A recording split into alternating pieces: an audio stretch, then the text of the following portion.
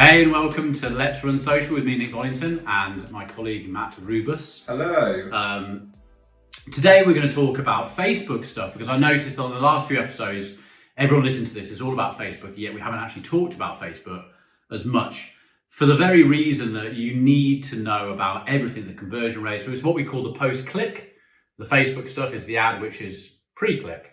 But as soon as someone clicks your ad to your website, to your landing page, we have to talk about that, and it's going to be something we do talk about on this podcast.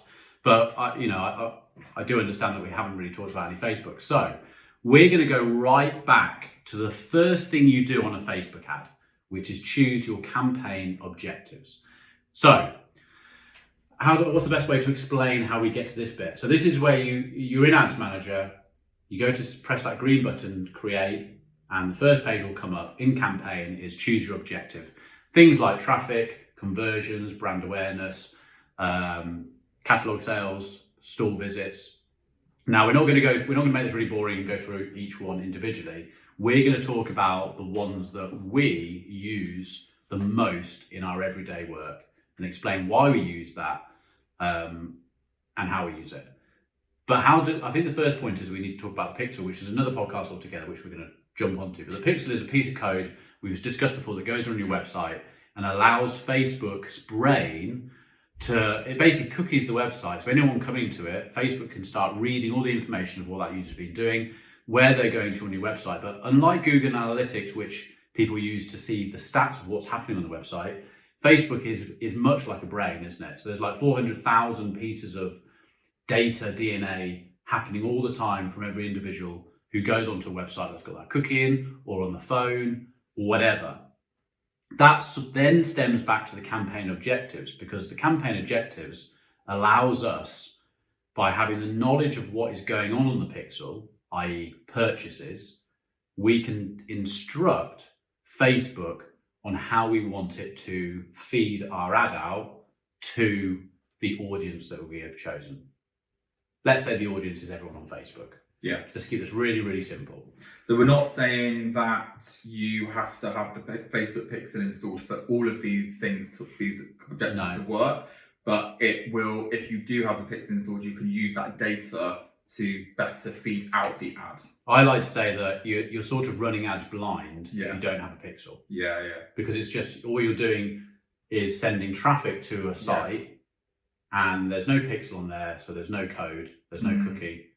And all you're doing, once they've post-clicked, Facebook hasn't got an idea what's going on. All it's doing is driving traffic. I always just say to people, like, just install the pixel. Even if you're nowhere near wanting to run ads, just get it on your website. Because the sooner you have it, the sooner you're recording data.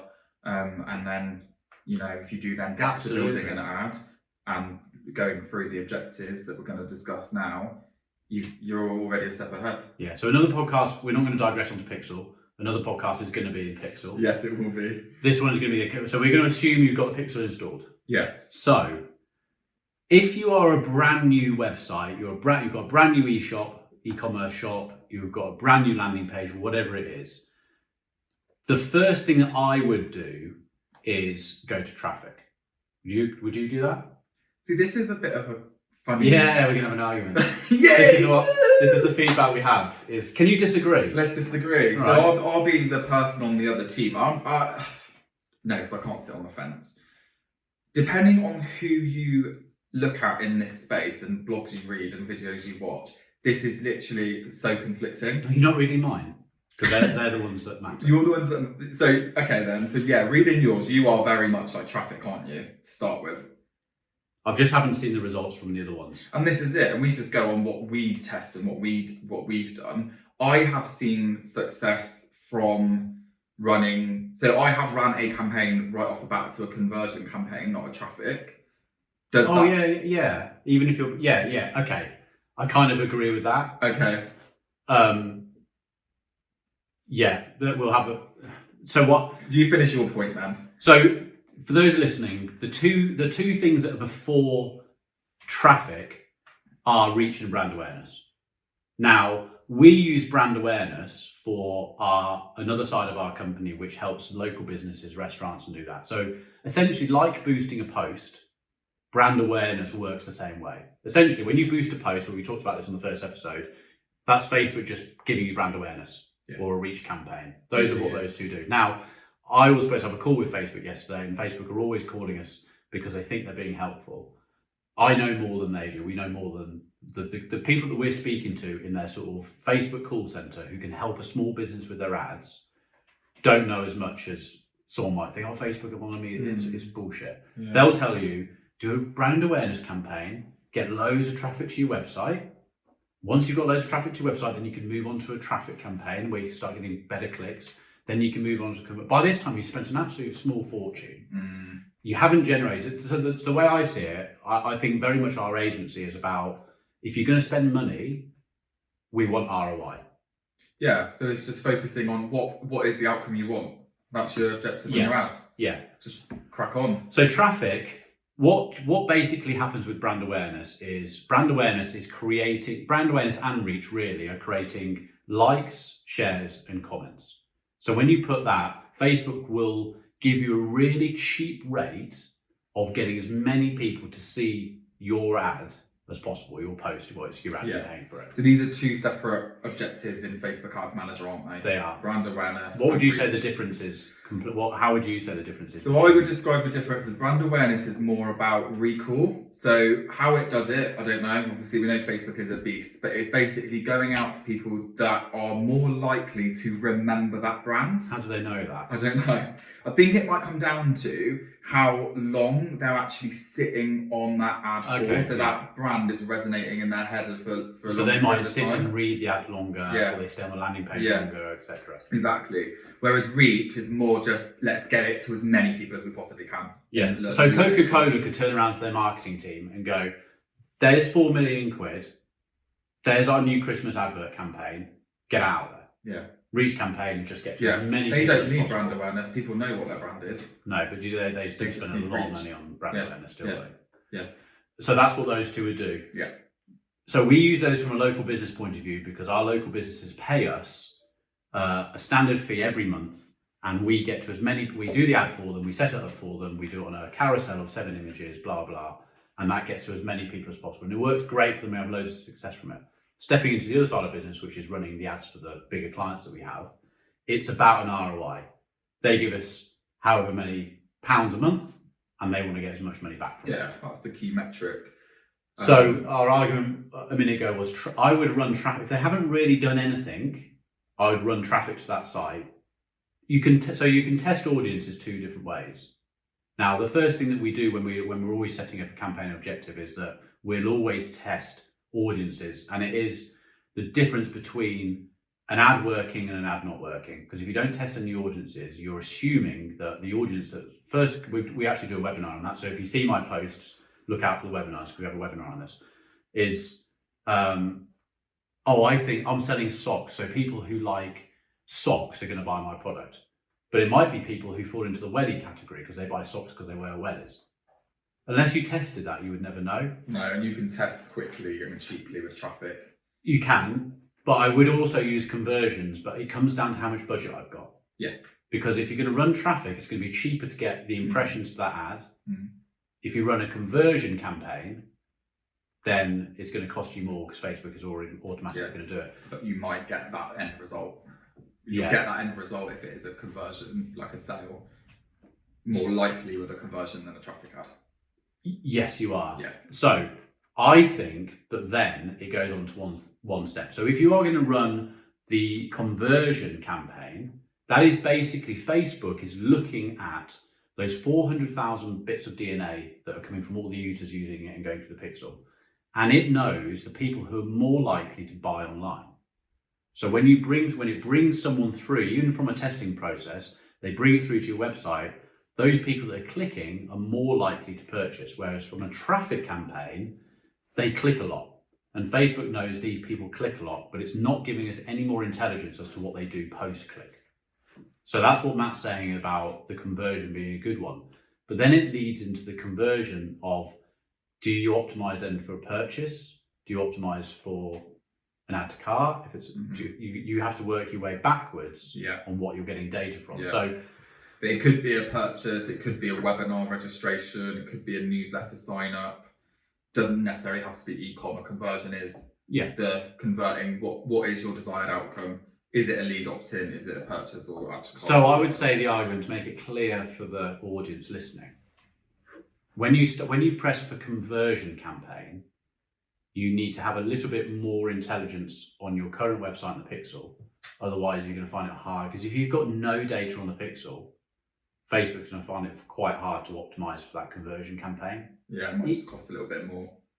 So that's where I would use a traffic to really. So on a traffic campaign, you could say £10 a day, couldn't you? And you know you're actually going to get quite a lot of traffic coming through for £10. Yeah. But people who, if you're going to do a traffic campaign, it's kind of pot luck that you get an order. Yeah.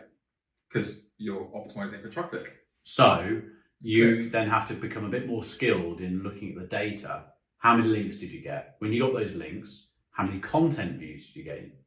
So you'll always want, especially on an e-com, you'll always want more content views than link clicks, because it means that if you've got 100 link clicks in a day and you've had 400 content views, it means that people are sticking on your website, they're looking around, and those content views means they're going to, a number of those clicks are going to other product pages on your website, which means that they're not bouncing straight away.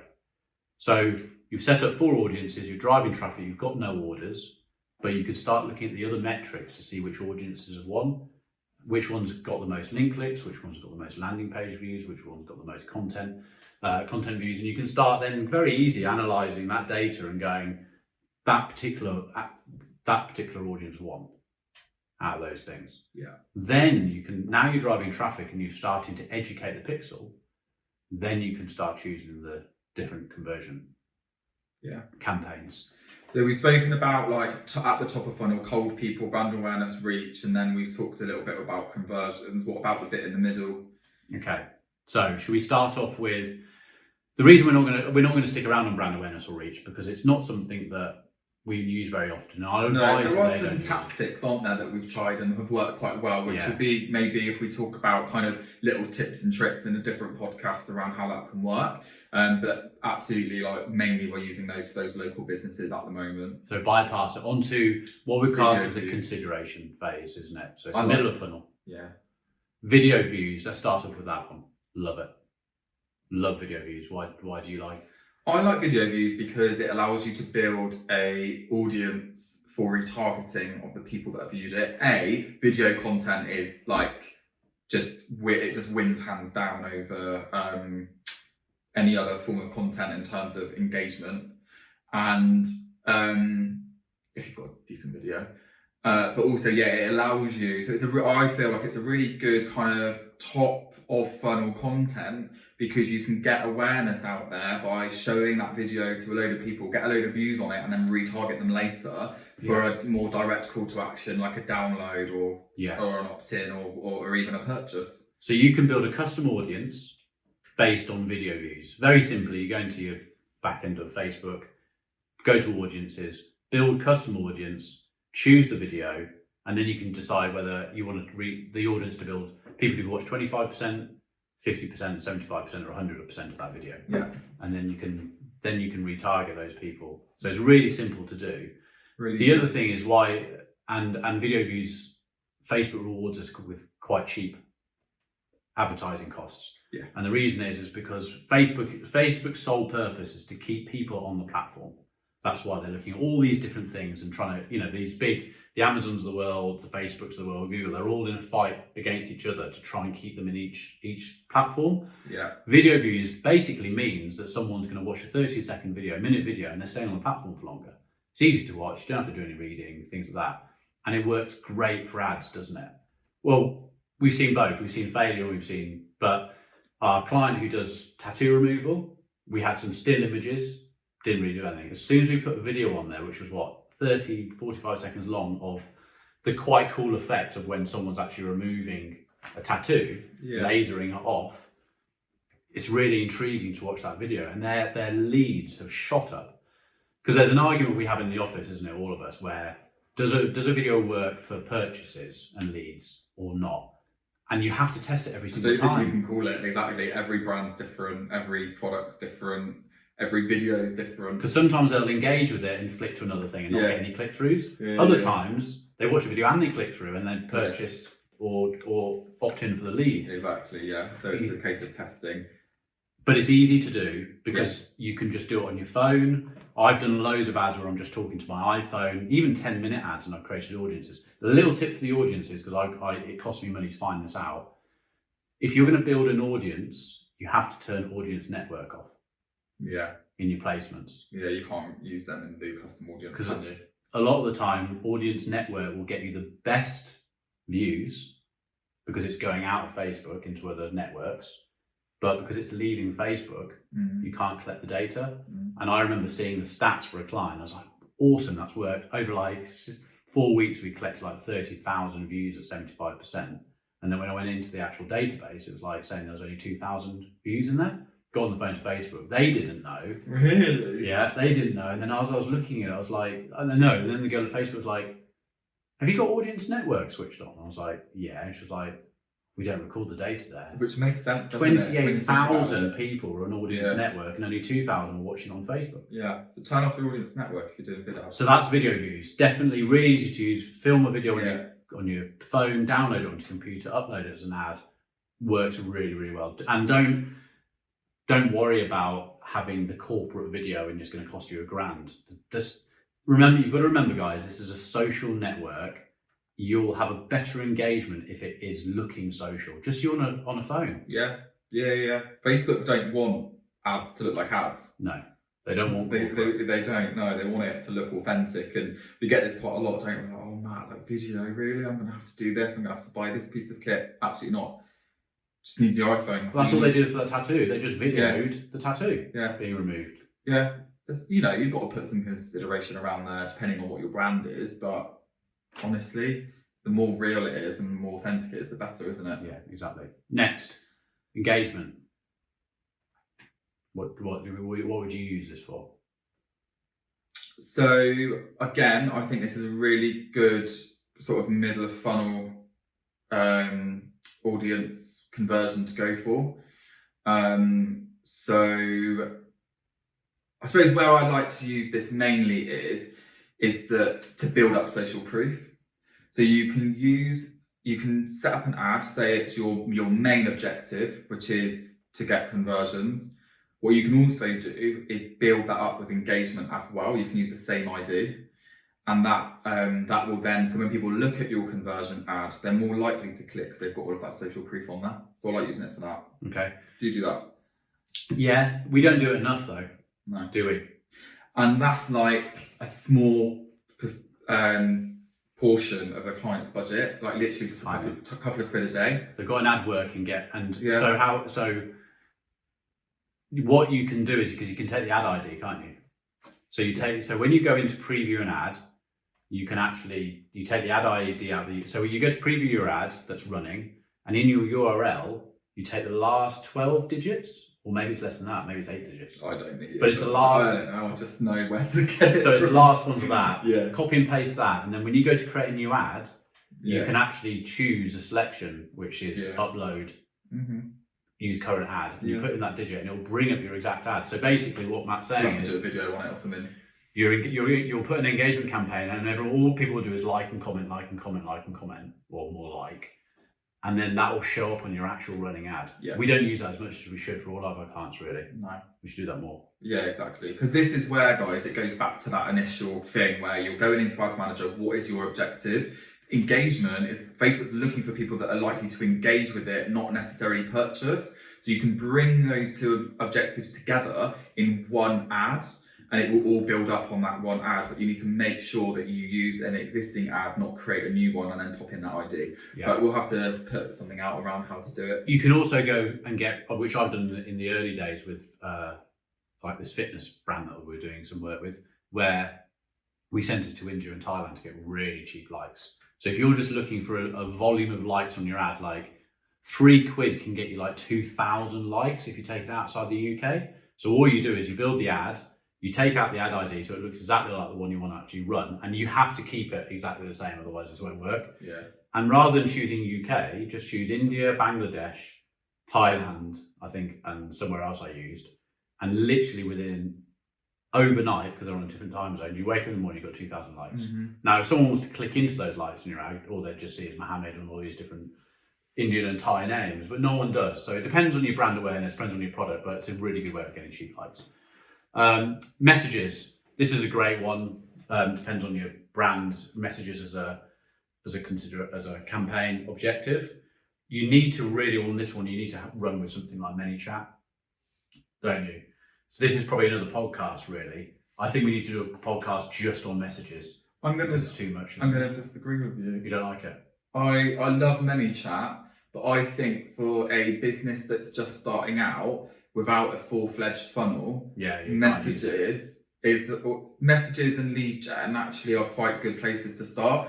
Caveat that with quality is questionable, and you're gonna have to filter out in the message those types of people, but you can actually automate all of that now and ask pre-populated questions.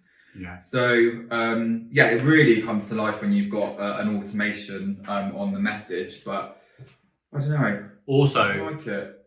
Also, it's really hard to build an audience up with messages. Yes, it completely is very targeted. So if you've got the time and the patience and the know-how to build an audience, so basically to build an audience that you can advertise to in messages, you have to have someone have liked your Facebook page to be able to communicate with them in messages. Now, once you've got there and you've got 4,000 people in that messages audience, goldmine. Yeah. But you can't use that as a starting up point, can you? You've got to get there. But if you look at the top guys, they'll be communicating a lot through messages because the open rates are kind of like email were back in the day. You're talking 80, 90% open rates, 70% click-through rates. Yeah. Because people aren't getting messages. Who gets messages on WhatsApp? And WhatsApp now is one of the things you can use for. But if you get a WhatsApp message, you look at it because it's only your mates on it. Yeah. Hardly ever you get adverts. So they've got some people who are winning through that stuff have understood that area and got really good at it. But absolutely right. WhatsApp's coming into play now a lot more on ads as well, isn't it? And businesses using WhatsApp for Facebook. One of Facebook's plans is to have messages, WhatsApp messages, and Instagram messages all together. Which is a gold mine because they've just merged Instagram and Facebook messengers into one. Exactly. So that's another podcast to bring in ManyChat. Yeah. Then we're on traffic. We would have looked at lead gen. This is a good one. I like this one. Lead gen is basically you hear us, especially Matt, talking about lead gen when we're taking people down a funnel of landing pages. Lead gen is Facebook's way. Now, the reason they created it was because when someone leaves Facebook, a lot of the time, especially with landing pages, there can be quite a long load time. Now, I think the stats are if it takes 6 seconds to load your page, people have bounced by then. Bored already, aren't so they? Facebook recognised this and thought, well, how can we help businesses do this? They allow you to build the form inside Facebook. So you'll carry on with the ad, but at the end of it, rather than going choose your button to shop now, blah, blah, it will be create your form. Now you can ask questions in that form, you can do everything, and then you get a message in your Facebook page to say someone has filled in the form, and then you call them. If you want that to come to an email, then you have to build in Zapier and all that sort of stuff, which we won't go into now. Yeah. It's a great way. I've used it for gyms.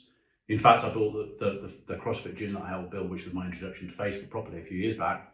That was built in lead pages, and it was built on a landing page. But they worked really, really well together. I think and again, it comes down to budget, is that we should probably split test this a little bit more than we do to see. But again, it comes down to that pixel data, doesn't it? You're not building up data.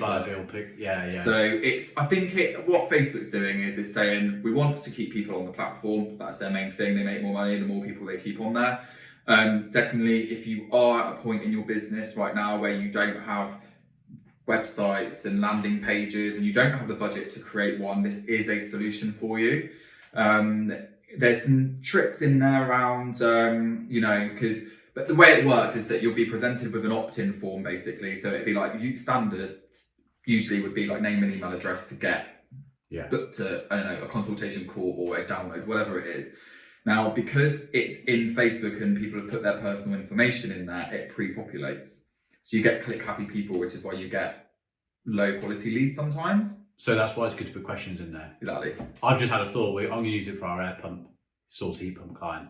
Yeah, because they're sending people. Only today we're talking about it. Yeah. Not that, but I've just suddenly thought maybe I need to use lead. I think it's always worth testing, but like you've just said, it's knowing that your quality is going to be probably lower because it is that much easier, and you don't have to go to a different website to complete because already jumping to a different website, you're qualifying people, aren't you? So in this case, yes, you can put questions in that require people to actually type an answer. Yeah. And that's one way of kind of combating the quality side of things. Okay. App installs. You've had some recent experience with app installs. We don't go near it that often, do we? Yeah, this is one that I've not done a lot of app campaigns before. And when I have done, it's been already kind of all set up and integrated with a client, whereas we're working with a client completely from scratch at the moment. And it's so where you've got the Facebook Pixel that you've already explained, there's a similar sort of thing for apps, so we can do all of that data tracking and everything like that. And if we don't have that installed, then it really hinders the results that we can get and the data that we get given. So that's just my recommendation on that, is where possible, get all of that. It's called an SDK, get all of that stuff installed. And then essentially it does work like sending traffic to a website where you can optimize for app installs. With the SDK installed, Facebook can then look at that data and say, this person's likely to install the app. So when someone clicks on an ad that's an app install objective, it basically opens up in Google Play or Apple. It just goes straight into the App Store, yeah. Into the App Store, yeah. So you always have to have 2 ads, or well, you have to have as many ads as where the download is. Okay. So like if you're the main ones obviously are Google and iOS, yeah, you're always going to have 2 ads for each, because obviously the click through is then a different install platform. Okay. All right. Conversions objective, we did that earlier. That one, so that's basically getting people through for add to carts, purchases, things like that. The last 2, catalog sales. Let's do store visits first. Store visits closed. Store visits is basically runs off GPS, and if someone has seen your ad, so let's say if we're doing some stuff for a shop, and that shop's like, well, you know, you're running the ad and that's great, we're getting clicks and stuff like that, and it's getting engagement, but we don't know how many people walked into the store. This does this. So when you put in the details, Facebook will track the GPS of where they saw the ad, and it's literally these many people saw it, and then this many people walked into your shop, into your stop. But when COVID hit, they stopped it. They paused that because there's no point in having it. I don't know if they've gone live. I've never actually tested it properly, so I don't know how well it works. No, I've not used that.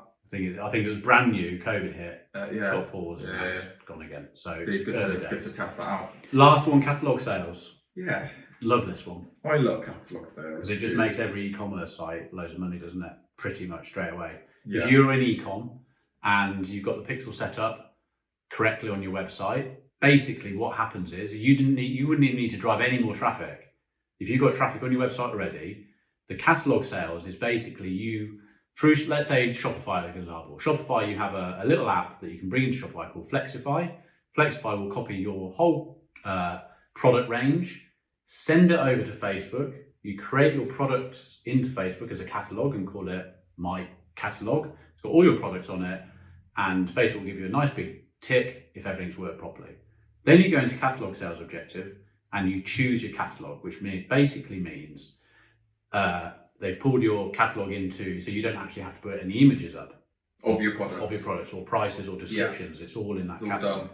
So then you can say to Facebook, anyone who goes onto my website and looks at a product or adds to cart but didn't purchase, show them an ad of what they were looking at. So basically, this is fantastic for bottom of funnel. You're using PPC. I love a client who pays Google to find warm traffic. Hey, I'm looking for a pair of black jeans. Yeah.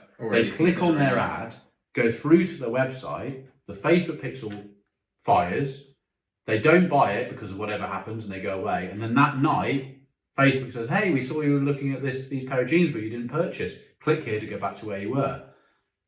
It's just amazing. Like literally in e-com, we've got, so I was explaining before this ad, so we've got a client who sells baby holsters when you take your baby for a walk. I can't remember what they're called, carriers, baby carriers. She's getting 17 times her return by using Google to advertise her products. They come onto her website. Obviously, it's not cheap products, like 140 quid. Yeah. And then they go away, and then the Facebook ad reminds them where they were, and she picks up 17. She's spending £10 a day. Yeah. And she's getting 170 quid back every single day. How amazing is that for a small business? It's awesome. And like, this is when, like, you can start to become omnipresent, and everywhere you turn, you're seeing this brand, and it's that customer journey join up, which I absolutely love. So I've just been looking at this pair of jeans, and all of a sudden they're on Facebook. So that's what a catalog sales objective is.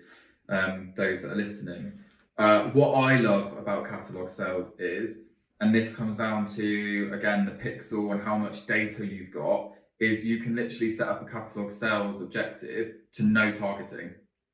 Yeah. And it will just Facebook will use the data to go out and show products to people that are likely to buy.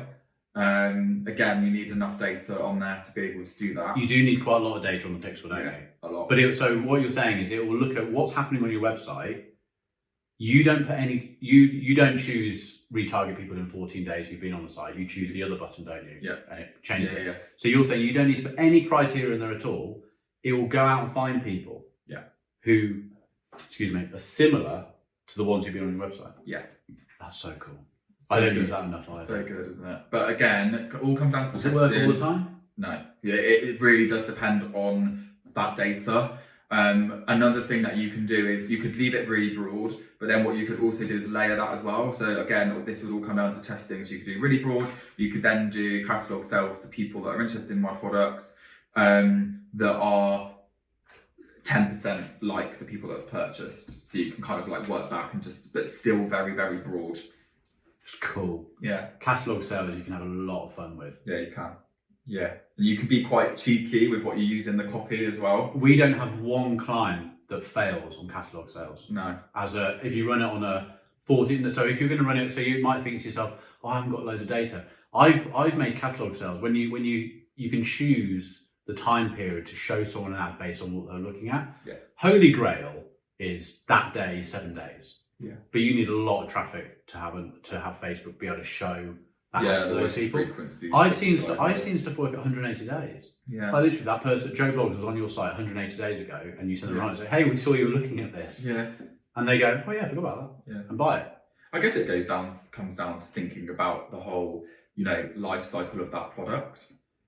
Because if it was that you buy something that is time sensitive, say, I don't know, with a baby product that only lasts for up to 3 months, yeah, actually 180 days is going to work, and you can obviously exclude audiences too, and then show that to people that where that 0 to 18 months is run out, 0 to 3 months, has run out, and then retarget them. It just comes down to the amount of traffic. Because I had someone the other day saying, "Oh, I want to do this retargeting." I'm just like, "Look, you're nowhere near." Yeah. You're literally on the money you're spending at the moment. You're 6 months away from being able to turn that on. Yeah.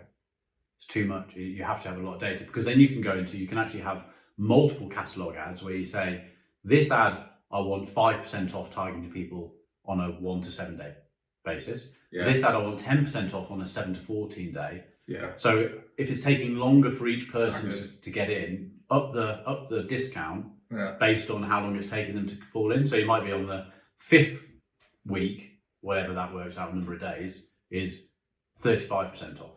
What does it take to get someone to cross the line? Yeah. Can have a lot of fun with that. Yeah, it's cool. Okay, well, that's all the campaign objectives. That was quite a good one. That was informative. I thought I actually learned a few things. Well, it's not learning things, it's reminding yourself, isn't it? It's just there's so much to it. Yeah, there's just so much. And it comes down to a client's budget, because if a client says to us, right, there's 50 quid a day, we could use all of this, but we can't, because we can't test all these different things out, because you need a minimum of £5 per audience. You want to test 4 audiences, there's 20 quid a day already gone. You want to test that against something else doing the same, that's 40 quid, it's budget gone. Mm-hmm. Yeah, and that's why we stress that we don't want clients spending money on something that they don't know if it actually was already broken. Which is what the previous podcasts have been about. So there's my phone going. So on that one, we better go. Hope you enjoy the podcast. See you next time.